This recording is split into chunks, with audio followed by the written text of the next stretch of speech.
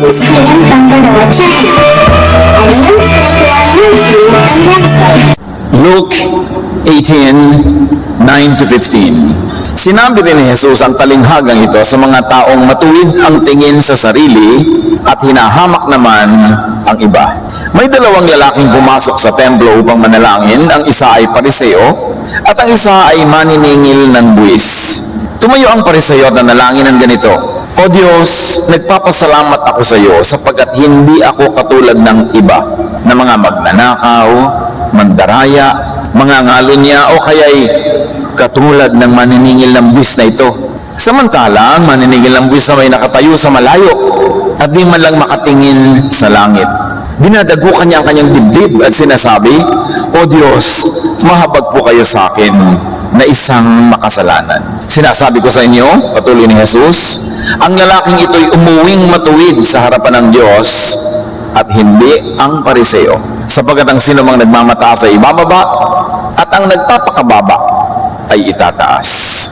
Jesus and Judges. Dalawang uri ng mananampalataya, sumasamba, nananalangin, ang isa na bless, ang isa hindi. Luke 18:9-10, isa-isahin natin ang kanina ating binasa ng tuloy-tuluyan. Jesus told a story to some people who thought they were better than others and who looked down on everyone else. Sino tayo sa dalawang taong tinutukoy ni Jesus? Mahilig siya magbigay ng ganyang pagpapadali ng choice. Two ways, two men, two sons, ngayon, two worshippers. Piliin natin agad kung sino tayo sa dalawa para masundan natin kung ano ang pupuntahan pala ng ating pagsamba. Luke 18:11, the Pharisee stood over by himself and prayed, God, I thank you that I am not greedy, dishonest, and unfaithful in marriage like other people. So para na niyang sinabi, hello myself, good morning myself.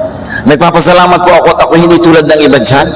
Maraming mga kasalanan. 11 and 12, and I am really glad that I am not like that tax collector over there. In fact, I go without eating for 2 days a week, and I give you 1/10 of all I earn. So pinakapuri-puri ng pariseo na ito ang kanyang sarili. Sabi niya, sa katotohanan, kung hindi ako katulad doon, may nagdadasal na yun sa bandaron. Kilala ko yan, may gano'n. Hindi ako katulad niya. 2 beses, isang linggo ako kumag-ayuno, at buong buo ako magbigay ng tithe. In other words, sinasabi niya, buti pa ako kaysa doon sa lalaking yon, dadasal-dasal pa daw dyan. Luke 18:13, the tax collector stood off at a distance and did not think he was good enough even to look up toward heaven. He was so sorry for what he had done that he pounded his chest and prayed, God, have pity on me.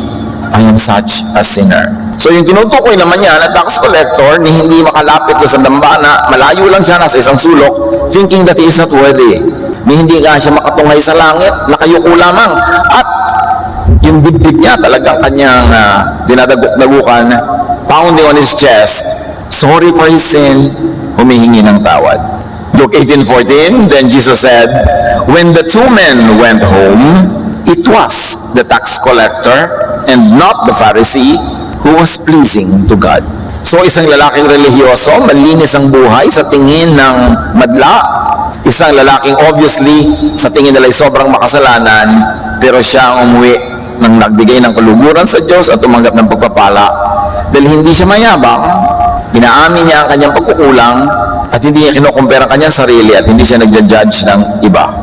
Jesus is always on a mission to change perceptions.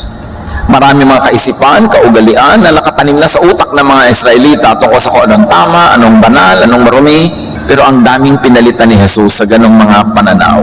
At sa kwentong ito ni Jesus, the sinner who judges himself, not others, is the one who pleases God. Meanwhile, the righteous one but judges others is the one who does not please God. So agad, mamili na tayo. Kanya-kanya tayong pagtingin sa sarili. Walang mag-judge sa kapwa, sarili lang. Sino tayo agad sa dalawang ito? Tayo ba yung nagsasabing, Lord, hindi po ako worthy talaga. Nandito lang ako dahil mabait kayo, dahil pinapatawad niyo ako, salamat po. Pero hindi talaga ako worthy. Meron naman, mabuti pa ako sa iba dyan. Yung iba dyan, makasalanan. Dapat parusahan, dapat paluin ang Diyos, etc., etc. So, righteous na nga siya according to the law, pero hindi pa rin siya pleasing to God. Paano na kung sinner na, tapos self-righteous pa, at judgmental pa? Hindi doble-doble ang negative na mapapansin at matatanggap niya mula sa kalangitan. Luke 18:14, if you put yourself above others, you will be put down. But if you humble yourself, you will be honored. Napakasimple naman eh. Pero bakit sakit pa rin ng maraming relihiyoso na hindi pa sila sapat na maging banal, kailangan pang usigin nila yung mga hindi banal. And obviously, that is not what Jesus wants. So sa buhay natin mga kapatid, hindi natin ninineglect yung kabanalan, kalinisan, lahat ng yan. Be as moral, as clean and righteous as you are, as you can. But be a morality police to yourself only, not to others. Ang uriratin mo lang ay ang sarili mong buhay, ang bulatlatin mo lang ay ang sarili mong kasalanan, ang manmanan mo lang ay iyong sarili.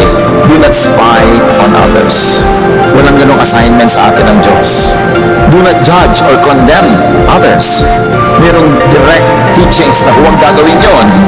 And do not stone or hurt or punish others, even if you think that they are sinners. We should be conscious of this. This is one of the central teachings of Jesus, na very hardly observed in so-called Christian churches. For instance, the woman caught in sin was saved by Jesus from being stoned by the people. Jesus does not command or ask or teach us to stone one another. Ang turo niya is for us to love one another nang walang patakaran, walang judgment, walang rejection. Jesus does not love sin, of course. Sabi niya doon sa babae, sin no more. But he did not allow the people to judge or to stone her. Judging others creates a very unfriendly, hostile, a very stressful, unloving environment. Especially in a spiritual community, in a church, in a fellowship. Sama-sama kayong tumatanda sa isang fellowship, sa isang church. Kayo-kayo ang nakikita-kita sa mga libing, kasalan, lamayan, baptism, dedication, pagdalaw sa mga patay, pakisama sa mga kasiyahan ng kapwa. Masisira ang lahat ng yan pag ang mga tao ay nagsasakitan, nagmamanmanan, at nag-uusigan. Kasi ang nasasaktang damdaming bihira naman makalimot. So pag lagi nangyayari yan, pang ibabaw na lang ang fellowship. Hindi na pang puso, hindi na pang loob. Judging others pushes people underground into hiding, into hypocrisy. Pagkaalam ng mga tao na sila ay huhusgahan, sila ay ititiwalag, sila ay pag-uusapan, tinatago nila ang kanilang mga sugat. Hindi tuloy nalalanggas, nalilinis at napapagaling. Itinatago nila ang kanilang mga kahinaan, naglalakas-lakasan sila, itinatago nila ang kanilang mga kapintasan. So ang mga tao na mamumuhay sa pagbabalat kayo, sa pagkukunwari, at nakaka-stress yun. Bakit ka pa nag-church? Para lang mabigatan ka sa dami ng mga maskara na kailangan mo isuot. Judging others damages and destroys the community, the one being judged and even the judges. Kasi pag nag-judge ka ng iba, kahit hindi mo tanggapin at hindi mo alam, yun ay dinaramdam mo rin. Dinadala din ng iyong puso. Kasi ayaw ng Espiritu. The Spirit in us is grieved when we hurt others, when we judge others. Kaya kung minsan yung judge, marami siyang mga sakit, marami mga hindi maipaliwanag ng mga doktor ng mga nararamdaman kasi dinaramdam din ng kanyang Espiritu ang kanyang ginagawa. At oras sa ating isip, puso, katawan, sinasabi, iniisip at ginagawa ay hindi isa, hindi united, hindi solid, kundi one half love, one half hatred, one half friendship, one half enmity. Nagkakasakit tayo. Do not judge or hurt a person for the sake of image, for the sake of audiences.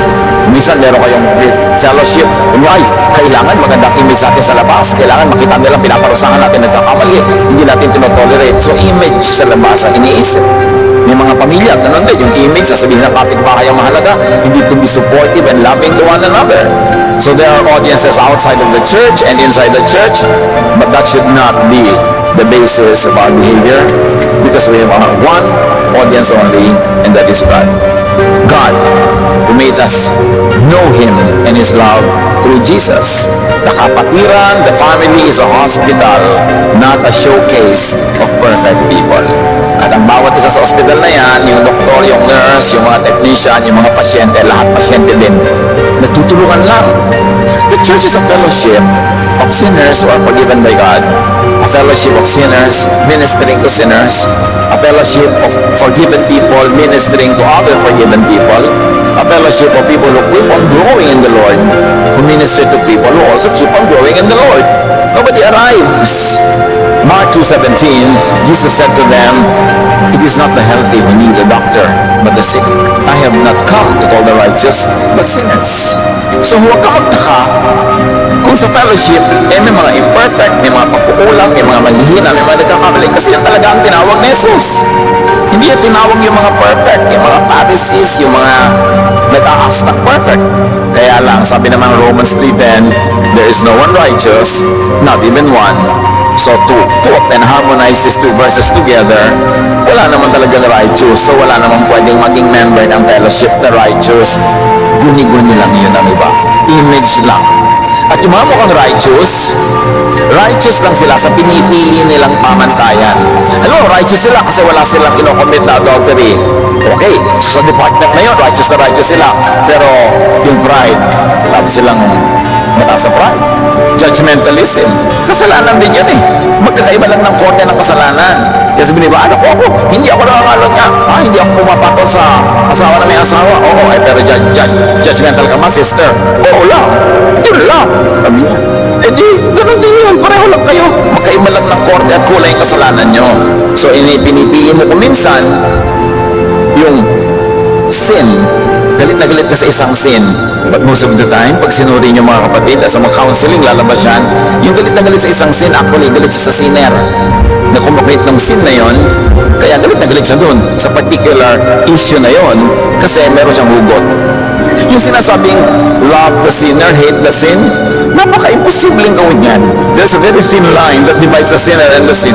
And it's very easy to damage the sinner when you want to attack the sin itself. Kaya yan ay pinawi ni Jesus. Sabi pa nga niya, huwag niyong bunutin yung damo na kasama ng mga halaman na tanim. Kasi sa ilalim ng lupa, buhol-buhol ang ugat niyan. Hindi pwedeng bunutin yung damo na hindi niya rin mapubunot yung halaman na tunay na tanim. So in other words, sabi niya, hayaan niyo lang sila, yung galawin. Kasi merong madadamage. The church does not condone sin and sinful living, but holiness is a private matter. Be siya corporate. So be a moral judge to yourself, and if you want to be strict, do so, but not to others. Matthew 7:1-5, Jesus says, don't condemn others, and God won't condemn you. God will be as hard on you as you are on others. He will treat you exactly as you treat them. So sabi niya, alam niyo, kung gusto niyo maluwag sa inyo ang Diyos, maluwag ka rin dapat sa iba. Kung napakasungit at higpit mo sa iba, ganun din ang Diyos sa iyo. Kung di ka nagpapatawad, di ka nagpapatawarin ng Diyos. Gusto mo magtiwalag, magpahiya, gaganunin ka rin ng Diyos. How hard is it to understand this? That the measure we give to our brother and sister is the measure we will get from God. Sabi pa niya sa verse 3, you can see the speck in your friend's eye, but you don't notice the log in your own eye. How can you say, my friend, let me take the speck out of your eye, when you don't see the log in your own eye? Sa bitaw ng salita na ito ni Jesus, sinasabi niya, ang lahat ng nagsasabing, tatanggalin ko ang munting puwing sa iyong mata, paano mo gagawin yun ang laki-laki ng puwing mo? Ang ibig niya sabihin, oras na iniisip mong dapat ka magtanggal ng puwing ng iba, bulag ka lang, kaya mo naiisip yon. Bulag ka sa sarili mong mga puwing na mas malaki pa kaysa sa puwing ng iba. Pag gusto mo magtuwid, magparusa sa mga nagkakasala, bulag ka lang sa sarili mong kasalanan. Kasi kung hindi ka bulag, kung mulat ang iyong mata, hindi ka magtatangka, maglalakas ng loob na magtanggal ng kasalanan ng iba. Ang uunahin mo ang iyong sarili. At mahihiya ka sa iyong sarili pag nalaman mo at natanggap mo ang iyong mga kasalanan, tapos heto ka, linis ka ng linis ng buhay ng may buhay. Sabi ni Jesus sa verse 5, you are nothing but show-offs. Puro lang kayo pakitang tao, pagpapa-impress. First, take the log out of your own eye, then you can see how to take the speck out of your friend's eye. In so many words, Jesus is saying, mind your own moral business. Walang kontra si Jesus sa taong gustong linisin ang buhay niya. Pero hindi mo business na linisin ang buhay ng iba. Unahin ang sarili. Pag ubus na ang iyong mga dumi, tsaka maglinis ng iba. Pagtanggal na ang takip ng iyong sariling mata, tsaka magtanggal sa iba. Dahil lahat naman, may mga malalaking buweng, makakarating pa kaya tayo sa point that we're already qualified to take the speck out of other people's eyes because there is no more speck in our own eye. Be moral, yes. Be holy, if you like, and if you can. Be perfect as much as you can, but keep it to yourself. Do not impose your morality on others. Yung kabanalan mo, gawin mong personal. Kung ayaw mo, buwan mo. Pero huwag mong pilitin yung iba na ayawin yung ayaw mo dahil lang ayaw mo yon. Dahil siguradong marami kang kasalanan na gusto mo, hindi mo ini-impose sa iba na ayawin din nila. Kasi maluwag tayo sa sarili, mahigpit sa iba. It is important to be righteous, to be correct, but do not be the corrector of other people. Your righteousness is your personal business. Correct others only after and if you have completely corrected yourself. May sabihin ba, paano yung mga preacher, yung mga teacher, at sa lagay perfect naman sila, kaya sila nagtuturo? Ang itinuturo ng mga preacher at mga teacher ay yung words of God, not necessarily their own life. Kasi kung gagawin mo rin qualification ng mga magtuturo na yung perfect na sila, para nila basahin yung salita ng Diyos at paliwanag, hindi wala nang nagturo kahit isa. Kadalasan ngayon, nagtuturo siya ang number one audience ang sarili niyang teaching. Kaya kung sabihin nga, tinuturo mo yan, kulang ka pa rin. Sige nga, maghanap tayo ng hindi kulang para may magturo. That's why you separate the teacher from the lesson also. It is very, very, very desirable that the teacher, the preacher, whoever is a leader of a Bible study group, very, very outstanding ang kanyang personal righteousness. Pero hindi mo dapat expectan niya ng perfection kasi walang qualified at walang mga angahas mag-lead sa anumang spiritual activity. No prophet, no teacher was ever perfect, only Jesus. But when you teach the teachings of Jesus, you point people to God, not to your own life, then you may lead people if you are letting the Holy Spirit lead you in turn. So it's very important. Why do you join church? Papasok ka ba? Sasama ka ba sa isang fellowship kung malalaman mong kulungan pala yon? Ikukulong ka lang pala pag sumali ka doon? Hindi ka na pwedeng makipag-fellowship sa iba, hindi ka pwedeng umatyan sa iba, hindi ka pwedeng mag-aral sa iba, property ka na nila. O kaya, papasok ka ba sa isang church, magiging member ka ba doon kung alam mong hukuman pala yun? Pagdating mo doon, hukuman ka, lilitisin ka, they will spy on your life, pag-uusapan ka ng mga committee, huhusgahan ka, sasali ka ba doon? Sabi ni Jesus, I have come to call the sick. It means that the church is a hospital.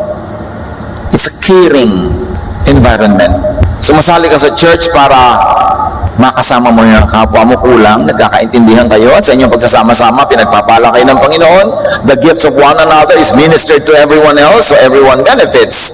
Pero kung sasali ka, tapos sa loob magpasok mo, batuhan, pahiyaan, sisihan, ba't ka pa sasali? Napagod ka tuloy. Church is still lacking, worldly, a failure if it is on Jesus. When people spy and police on each other, compare their godliness with that of others, condemn and punish and hurt people that they label as sinners, and when they live in a climate of fear and imposed guilt, kulang na kulang pa ang church o ganon.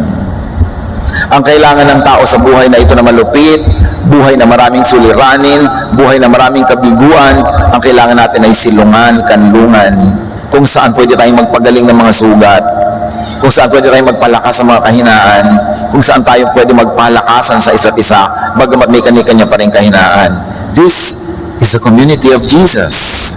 And when we begin realizing that, we become kinder, more accepting, not only of others, but also accepting of ourselves. Then we begin to relax, we begin to rest, which is the primary teaching of Jesus. Sabi niya, come to me, and I'll give you rest. I'll give you peace. So be righteous, yes, but not self-righteous. And remember that the meaning of the word righteous, especially in the Greek New Testament, the original language, does not mean moral uprightness. Righteousness in the New Testament means kabutihan, kabaitan sa kapwa. Yun ang tunay na righteous.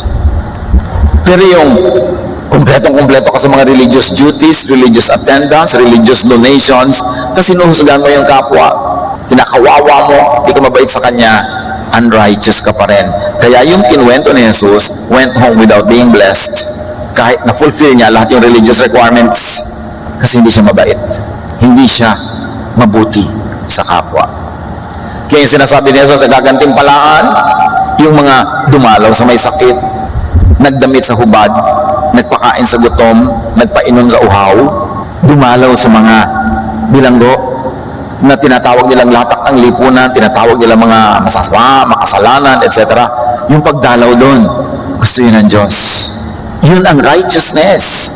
Hindi mo ipinagpipilitan ng mga religious laws and religious regulations na dapat mong masunod. Kung anong kinain mo, anong haba ng iyong buhok, anong damit mo. Hindi yun ang righteousness kay Jesus. Kabaitan, kabutihan sa kapwa. And when we are not judgmental, tayo yung unang-unang napapahinga. Tayo unang nakikinabang dahil hindi mo pinasayang ang oras mo sa pakikialam sa buhay ng may buhay, pakikipag-usap sa buhay ng may buhay, at magalit ka sa kung sino-sinong tao dahil makasalanan sila. Nakakapagod yun. So you are the number one beneficiary when you don't judge people. Kayang-kaya ng Diyos mag-judge pag gusto niya, hindi niya kailangan ng assistance. Kayang-kaya ng Diyos na magparusa kung iibigin niya, hindi niya kailangan ng berdugo. Marami kasi mga Christians, lalo may position sa church, parang berdugo, parang sila dapat ang tagapagparusa sa pangalan ng Diyos. Walang inutusan ng Diyos ng ganon.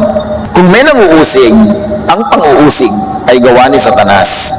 He is the accuser, not Jesus. So when we accuse people, true or not, when we accuse people, we are becoming instruments of the devil. Because the ministry of Jesus is to justify, to cleanse, to sanctify, to purify, and bring people to the Father. Kaya si Paul, disappointed sa mga taga-Corinthians. Ang tagal-tagal ng mananampalataya, grade 1 pa lang ang utak. Hindi niya maturuan ang mahihirap na mga doktrina.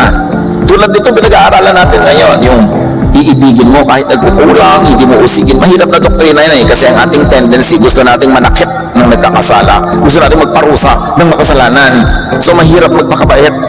Sabi ni Paul, 1 Corinthians 3, 1 to 3, Brothers and sisters, I could not address you as people who live by the Spirit, but as people who are still worldly, mere infants in Christ, and read immature in Jesusness.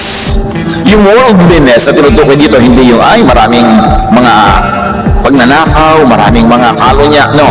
Worldly is infants in Christ, childlike, immature in Jesusness. Kulang na kulang pa ng isip ni Jesus na umiiral sa kanilang puso. Verse 2, sabi ni Paul, I gave you milk, not solid food, for you were not yet ready for it. Indeed, you are still not ready. Sa atin ngayon, sa tabi nyo, kung minsan may nagugutom, anong malas, dudukot-dukotin yung bag, maglalabas ng biscuit. Diba? Magugulat ba kayo kung itong si tita, paglabas, chupon, tapos sisip-sip siya ng gatas. So ang tanda-tanda nyo na tita, yan pa rin. Ito na kasing kayang tunawin ko. Yun yung sinasabing childlike or childish. Ang tagal-tagal na ng mga ibang Kristyano, pag tinuturoan mo ng be loving, be accepting, na-offend. Hindi mo maturuan tuloy ng mga mas malalalim pa kasi yun pala nga na-empath siya na hindi na matunawan. Kaya sabi ni Paul, you are still worldly. Worldly pa kayo pag ganyan ang inyong mentality. Kaya baby pa rin kasi asal baby. At ano yon, yung pagiging baby sa spirit, silipan, chismisan, sumbungan, kampi-kampi, pag-condemn ng kapwa, batuhan, sabi, yan ay gawa ng mga bata pa lang sa pagiging maka-Jesus. So let other people's personal sins be private between them and God. Kayang-kaya ng Diyos malaman ang ginagawa ng bawat isa. Hindi na natin kailangan mag-report. Kayang-kaya ng Diyos na i-bless, kayang-kaya ng Diyos na i-withhold ng blessing. At sabi ng Diyos, I will bless whom I like to bless. Yun ay kanyang choice. Romans 14:12, so then, each of us will give an account of ourselves to God. Nakita niyo yung Pharisees, sabi niya, buti pa ako, yung iba dyan nangangalo niya, yung iba nagnanakaw, yung iba ang sinisilip niya. At nung pumunta siya sa sarili niya, sabi niya, buti pa ako, nabait ako, nagtatight ako, etc., etc. James 4:11-12, Noon pa man kasi talamak na yan eh. Batang-bata pa lang yung church. Ang gulo na ng mga Kristiyano. Don't say cruel things about others. If you do, or if you condemn others, you are condemning God's law. God is our judge. What right do you have to condemn anyone? Pag daw kinokondem mo ang iba, kinokondem mo ang law of God. Bakit? Ano ba yung law of God through Jesus? Love. Jesus gave only one law, one commandment. Love one another. And when you condemn others, you are unloving. You are condemning the very law of God that He gave through Jesus. You are going against the law. So lawbreaker ka pagka hindi ka loving. Ang nakatanim kasi sa utak natin lahat, yung mga law ni Moses, mga don't eat this, don't do that. Akala natin, kung sinusunod natin yan, okay na tayo. At may right na tayong i-condemn yung iba na hindi sumusunod doon. Pero may iba ng law, bagong commandment. Sabi niya, love one another. You are truly my disciples if you love one another. Kasi sinasabi pa, if you really love, you will lay down your life for your brother. Life pa ang hiningi. Eh, ang hinihingi na lang nga dito, mas magaan. Huwag mo lang siya i-condemn. Pag nagko-condemn ka ng kapwa, akala mo banal ka, no, you go home without being blessed by God. Eh, paano po yung mga tao, yung mga kasalanan sila? Let the convincing about personal sin be done by the Spirit, not by you, not by the mob. Unless the person himself or herself goes to you and says, yun na may problema ako, ano may papayo mo sa akin? Yun na meron akong mga ganitong gulo sa buhay ko, paano kung mapapayuhan? Then, you may dispense of your wisdom or godliness, but without being asked, what right do you have to condemn others? So, let it be done with the Spirit, not by the traditional religious concepts of morality. Kasi by the traditional concepts of morality, no one will pass. Iba-iba lang ang ating mga pagkukulang, pero lahat meron. John 16:8 to 10. This is very interesting. Jesus said this, the Spirit will come and show the people of this world the truth about sin. Ibig sabihin, hindi pa alam ng mga tao, lalo nung kanyang panahon, yung truth about sin. So their concept of sin is not what it is. Sabi niya, the Spirit will teach the world the truth about sin and God's justice and judgment. The Spirit will show them that they are wrong about sin because they didn't have faith in me. So yung palang nagbabatuhan, nagpapandema na yon, kaya pinipigil at inaawat ni Jesus, wrong ang concept nila about sin. Nambabato sila para sa mga maling iniisip nilang kasalanan na ikinaka-open ng Diyos. Mali ang kanilang method, mali ang kanilang paraan. So they were wrong about what sin is and what sin is not. Why? Because of their little faith in Jesus. Because Jesus paid for all sin. So para singilin mo pa yung kapwa mo, double jeopardy na yan. Tawag niya sa batas. Doble singil. Biniyaran na niya. At sabi niya sa verse 10, they are wrong about God's justice. Akala nila ang God's justice ay ipahiya mo ang nagkakasala, parusahan mo ang nagkakasala, itiwalag mo. Kung gano'n, God's justice is this. Lahat ng bayad sa kasalanan, binayaran na ni Jesus. Bayad na. Hindi naiintindihan ng mga tao kung ano ibig sabihin na maging mananampalataya ni Jesus. So they are wrong in thinking about what God's justice is. They are wrong in thinking about how to administer God's justice. And they are wrong about acting as administrators of God's justice. Stoning others. Yun ang nangyayari kahit sa first century church. Kaya sila Paul, sila James, yung mga teacher, ang dami ang kinokorek na ganun. Dahil maraming umiiral na ganun. At sa lagay, dasala sila ng dasal, ang religyoso na mga Israelita pero hindi pa pala nila alam at mamali pala ang alam nila about sin and God's justice and judgment. Kaya sila ganun kalupit sa kapwa. Knowing all that and appreciating all that, sino ngayon na maglalakas loob na ang bilis-bilis mag-judge na mambato sa kapwa? Mas napakalaki ng chance na mali ka pala. Kung magkakamali tayo mga kapatid, err on the side of being loving and kind and accommodating, kasi hindi ka naman siguro papagalitan ng Diyos kung napakalabing mo.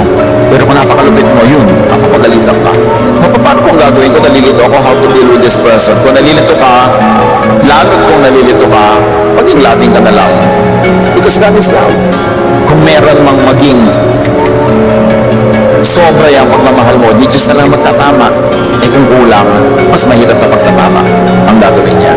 Sabi ni Jesus, people have wrong ideas about sin, judgment and justice. So ingat-ingat tayo dyan whenever we deal with sin, judgment, and justice. Because sabi ni Jesus, people are wrong about it.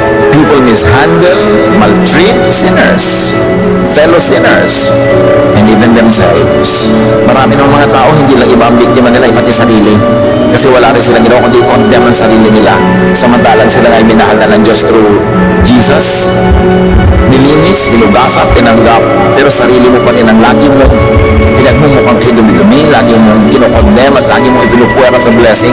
Samantalang ang ganda-ganda na ng gusto ng Panginoon mangyari sa iyo, that you will have peace, that you will have rest, and that you will be full of love. Kaya ang bottom line lang, simple mga kapatid, mag-ingat sa paghusga sa kapwa at sa sarili. Many teachings on dealing with sinners, especially policing, judging, rebuking, and punishing, do not come from Jesus, but from other persons, from un-Jesus religious traditions. At kahit ang first century Christianity, maraming un-Jesus traditions. Dahil bago pa lang siya, hindi pa nila naintindihan masyado yung faith. Ang dami nilang carry over of the Jewish background, carry over of their legalism. Kaya lagi kinokorek ni Paul, sabi niya, even if I speak in the tongues of men and of angels but have not love, I gain nothing. Even if I delivered my body to be burned but have not love, I gain nothing. Sabi ganoon, kahit paanong galing ko, pag hindi ako loving, baliwala ako. Paulit-ulit sila sa pagtuturo niyan.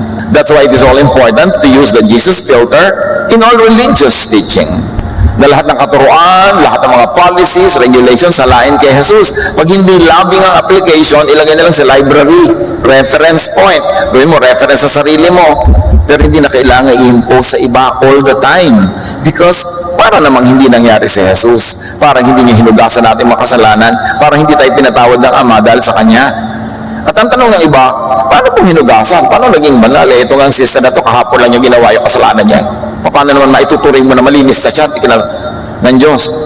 God is timeless. God is eternal. Sa Kanya, yung nangyayari pa lang sa atin ngayon, sa Kanya, tapos na yun. Sa eternity ng time frame ng Diyos. So ang tinitingnan niya, yung long shot, yung malayo. At tayo man ay malagutan ng hininga, lahat ng nagawa natin kasalanan, at nagagawa pa hanggang ngayong buhay pa tayo, sa tingin ng Diyos, lahat yan ay bayad na. Dahil eternal ang pagtingin niya, yung long shot, yung malayo. Napaka-importanting malaman natin na kahit araw-araw, patuloy pa rin tayo nagsisikap, nadadapa, nagkakamali, nagkukulang. In the overall calendar, in the overall frame of God, we have crossed over from death to life. We have already been declared clean and sinless because of the work of Jesus. At pag ang lagi mong i-focus yung kasalanan mo, kasalanan ng iba, lagi na lang yan ang topic, lagi na lang yan ang dahilan para tayo maging malupit sa isa't isa, you ignore the work of Jesus. Mysteriously, many Jesus believers would be very uncomfortable with Jesus being the supreme and only standard. Gusto nila paghalu-haluin pa rin, at kung may choice, pipiliin pa rin nila yung magparusa, maging malupit, baliwala si Jesus. Many religious people would reject Jesus as the only standard. Kaya, nagdadalawang loob sila. John 16:1-9, sabi ni Jesus, I am telling you this to keep you from being afraid. Sino ay magiging afraid? Mga new believers niya na magbabago ng isip at pananaw tungkol sa law, tungkol sa punishment. Sabi niya, you will be chased out of the Jewish meeting places. Dahil sa inyong bagong pananaw na ibinibigay ko sa inyo, pagmamahal sa kapwa, pagpapatawad, pag-ibig, itataboy kayo ng inyong mga religious places. At kung pwede kayong ihulog sa bangin tulad ng gusto ng gawin kay Jesus, gagawin nila. And the time will come, sabi ni Jesus, when people will kill you and they think they are doing God a favor. Dahil nananalig kayo at pinapairal nyo ang Jesusness, yung mga mahilig sa legalism, mga Pharisees, they will even want to kill you because they think that is what will please God. That's why I'm telling you, you don't know God, you don't know God's justice, you don't know anything about how God handles sin. Verse 3, they will do these things because they don't know either the Father or me. They know only Moses, they only their traditions, only their religious systems. I am saying this to you now, so that when the time comes, you will remember what I have said. Binigyan na ni Jesus ang warning. When you subscribe to the teaching that the Father wants me to give you, the teachings of forgiveness, of kindness, and of love, many people will not understand you. They will even hate you and they will consider you the sinner. And when they persecute you, they think that they're doing God a favor. Kaya sabi ni Jesus, they don't know God. They don't know me. Verse 8, the Spirit will come and show the people of this world the truth about sin and God's justice and judgment. The Spirit will show them that they are wrong about sin because they didn't have faith in me. Because if you have faith in Christ, in Jesus, you will believe that His blood cleanses us from all sin. Past, present, future. But the concept is when you enter the church, the family of God, your issue is now to love one another, to make life better, nicer, kinder, to enjoy the life that God gives you. Sabi niya, I came that you might have life and have it to the full. Come to me and I'll give you rest. Yun ang agenda. Hindi na yung laging batuhan pa rin ang batuhan, sukatan ng sukatan, because everybody will fail and it's going to be miserable and stressful. There is no rest there. Kaya sabi ni Jesus, they don't know me. They don't know the Father. And these people will insist on continuously hurting you because they think that's what pleases God. Faith in Jesus corrects all notions about sin and about how to deal with sin and sinners. Marami mga tao, Pastor, please preach about sin. Preach about sin. Condemn the people. Make the people know they're sinful. Jesus tells us to preach about love and forgiveness and rest and kindness. Ayaw ba natin nun? Hindi ibig sabihin na kukonsintihin mo ang kasalanan ng lahat, dahil wala na ang kasalanan. No, wala yun. Masyadong exaggerated yung nag-iisip ng mga ganun. Pero ang mahalaga, alam mo na ikaw, ako, tayong lahat, forgiven lang. At alam ng Panginoon, sabi niya, God remembers that we are dust. At kaya niya sabi, but if we sin, we have an advocate with the Father. Ganun, confess your sins before the Lord and you will be cleansed. Ang daming ginawa ni Jesus na escape para sa mga nadadapa, nagkukulang. Hindi sila dapat kulungin at ikadena, because entering the peace of Jesus means going out of the door into the pasture, into the green valleys, into the sun. Hindi ikukulong mo ang tao. John 1:29, the next day, John saw Jesus coming toward him and said, "Here is the Lamb of God who takes away the sin of the world." Ang ministry ni Jesus, alisin yung kasalanan, ilayo. Remove from the table, remove from the agenda, and focus on the goodness, the kindness of the Father. But while Jesus takes away sin, many Christians insist on focusing on sin. On witch hunts, yung pagmamanman sa isa't isa, paghahanap ng mga kasalanan, and branding others as sinners, and they want always discipline, which really means punishment. Aha! Yung member ng choir na yan, may kasalanan, tanggalin sa choir. Di lalong natuwa pa yung gusto magkasala, nawalan na ng gawain, nawalan ng responsibility, lalo siyang lumaya. Aha! May kasalanan ng Sunday school teacher, tanggalin. Pag tinanggal mo lahat, walang natira. Kaya mo nga hindi tinatanggal dahil yung kanyang ministry, ang patuloy niyang paggawa ng ginagawa niya at sa kanyang pagsasalita o pakikinig ay patuloy siyang kinakausap ng Espiritu. Di yun ang pag-asa niya para makarecover, para makabangon. Gusto mo tanggalin? Gusto mong parusahan? May mga tao kasi lagi gusto nagpaparusa May pinaghuhugutan. Usually, sila rin kasi naparusahan, nasaktan, nabigo. Kaya ang gusto nila, mambigurin, manakit. At lahat ng yan napapagaling ng pag-ibig ni Jesus kung tatanggapin natin at ipapamuhay. Napakahalaga. Kung sinabi ni John the Baptizer na, "Here comes the Lamb of God who takes away the sins of the world," bakit naman tinitake away na ni Jesus? Ikaw binabalik mo palalo. Inilalayo na nga doon ang usapan. Back to topic tayo, kasalanan. Laging ganun ang gusto ng iba. At ano masabi ni John? He must increase, referring to Jesus, and I must decrease.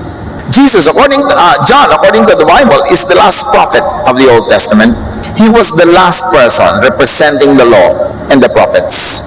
Pagdating sa kanya, bumuelo na, kumambyo na ang lahat. It was the age of the Spirit, the age of love, the age of Jesus. Kaya sabi niya, Jesus must increase, love must increase, forgiveness must increase, acceptance must increase, and I must decrease. I and the system I represent, the Old Testament, the law, the Pharisees, all the legalism, Jesus must increase and all this must decrease.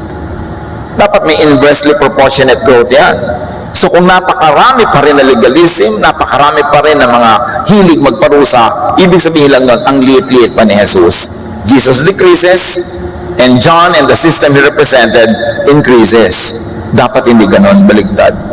Psalm 103 verse 12, how far has the Lord taken our sins from us? Farther than the distance from east to west. Ganon inilayo ng Ama yung kasalanan, yung concept of sin, the issue of sin, the punishment of sin.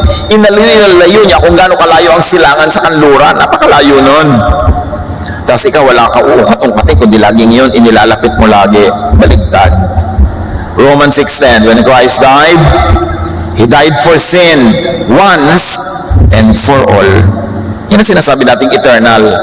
That the value of the washing and cleansing of the blood of Jesus is good for yesterday, today, and tomorrow, and forever. Because the value of Jesus is greater than all lives that lived, are living, and will still be born. Because Jesus was there from the beginning until the end. He is the Alpha and the Omega, the beginning and the end. What He did for you and me is already a finished issue. Although on daily life, parang hindi pa. Kasi naka-close up sa atin yung daily time. Hours, minutes. But when you look at it from afar, from eternity, the forgiveness for sins, salvation of sinners from their sin, and the punishment is already a done deal. We have already been moved from death to life. And that cannot be appreciated until we really realize na iba na ang panahon. Ang panahon ni Jesus, the age of the Spirit. In fact, nung nag-i-speak in tongues yung mga disciples sa Acts chapter 2, sa Feast of Pentecost, sabi ni Peter, ito na, naganap na yung sinabi ng propetang Joel. These are the last days. Meaning the last days of the old dispensation, the last days of the law, the last days of that very difficult religiosity, and a new time has begun. 1 John 1:6-7, if we say we share in life with God and keep on living in the dark, and let's hold it there. Akala ng marami yung living in the dark na yan, yung kung sinasabi natin na nasa Diyos na tayo, tapos patuloy pa rin ang ating pagkakadapa, pagkakasala, pag-break sa law. Akala nila yun ang living in the dark. But the original words will allow us to read darkness as in hiding, living in hypocrisy because of fear. I mean, ganon. Kung sinasabi natin na tayo nasa Panginoon na, pero nagtatago pa rin tayo dahil tayo natatakot, nagiging hypocrite pa rin tayo, dahil sa takot natin mahusgahan ng iba, sa takot natin na tayo ay mabrand as sinner, we are lying and are not living by the truth. But if we live in the light as God does, and here living in the light doesn't mean living in a perfectly moral situation, but in an open acceptance of self and others. That's how you live in the light. Okay, isa lang ang kilay ko, tabingi pa, but I live in the light, I don't hide it. That's what it means to live in the light. Okay, may mga pagkakasala ako, may pagkukulang ko, itong mga anak ko na ito, o sige, iba-iba ang naging ama, pero ito kami ang lahat at hindi ko itinatago yung katotohanan na yun dahil yan ang Pasko. That's what it means to live in the light. Napatuloy ako nagkukulang, nagkakamali, pero hindi ko tatakpan, hindi ko naman ipagmamalaki, hindi ko ipagyayabang, pero hindi rin ako magpapretend. That's what it means to live in the light. And in that true Christian fellowship, that must be the atmosphere, because there is non-judgment. People don't punish one another, people don't stone each other. People come out in the light, showing their true selves, living their real lives, and helping one another to continue to improve, to become more and more like Jesus. But when you have to hide your true self because the church will condemn you, sumali ka lang sa hypocrite society. Hindi ka sumali sa family of Jesus. Napakalinaw ng gusto ng Panginoon mangyari sa ating buhay. Hindi yung buong kapal tayo magkasala na wala tayong pakialam. No! Kundi yung hindi mo kailangan itago kasi hindi ka dyan na-judge, hindi ka pinaparusahan at nagtutulungan kayo dahil hindi mo tinatakpan ang iyong sugat. Ang sugat na tinatakpan, lalo lang nagnanaknak, nabubulok. Kailangan hubarin mo yung takip, linisin niya, naglilinisan kayo in love. And that's how we recover from all the pain, all the frustrations, all the sorrows of our past. Ang sabi, but if we live in the light as God does, we share in life, meaning grace, peace, and joy with each other. If I may paraphrase this, sinasabi niyan, kung sinasabi mo na ikaw ay nasa Diyos na, tapos itinatago mo pa rin ang lahat, nagkukunwari ka rin, nagbabalot kayo dahil takot kayo sa isa't isa, ayaw mong maparusahan kanila, ayaw mong magbatuhan kayo, so kunwari lang yung buhay mo, yung ganon, you do not live in the light. And you cannot share in life. Because how can you be joyful? How can you be peaceful when you're forever afraid of being found out. Kasi laging may mga nagmamanman, may mga chismosa. So, ang mangyayari, hindi masarap yung samahan. Kaya ang itinuturo ni Jesus yung ganitong uri ng church, yung ganitong uri ng samahan, hindi ito pagkonsintihan sa mga pagkakamali, kundi pagtanggap na pare-pareho tayong pasyente dito. So, huwag na tayo magpanggap. Let's love one another. Huwag nating konsintihin ang pagkakasala, pero huwag natin i-judge. Kung may i-judge ka, sarili mo lang. At kung may palalapit sa'yo, kaya mong tulungan mo. Nagpapatulong sa'yo, tulungan mo. Pero huwag kang kala mo kung sinong papasok sa buhay ng may buhay para ituwid ang buhay nila. Dahil, liko ka rin. Colossians 3:13-15, bear with each other and forgive one another. Forgive as the Lord forgave you. And over all these virtues, put on love, which binds them all together in perfect unity. So pagka tayong lahat ay mabait sa isa't isa, hindi tayo mapanghusga, sabihin ganon, yan ang gawin nyo. Magpatawaran kayo, magtulungan kayo sa pagbubuhat ng bigatin ng mga pabigat sa buhay ng kapwa. Hindi yung kayo pa ang nagpabigat lalo. Magpatawaran kayo, mag-ibigan kayo.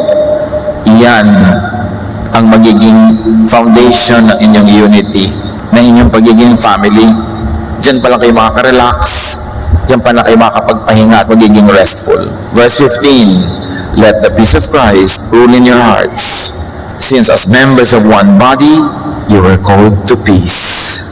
Yun ang tinatawag ng Diyos sa gawin ng kanyang mga anak, kapayapaan, founded on acceptance and love and forgiveness, not on self-righteousness and judgment and throwing stones. John 1:7, and the blood of His Son Jesus washes all our sins away. Yung hindi mo kayang hugasan sa sarili mo at yung hindi mo kaya at dapat hugasan sa iba, ang dugo ni Jesus ang naguhugas sa lahat.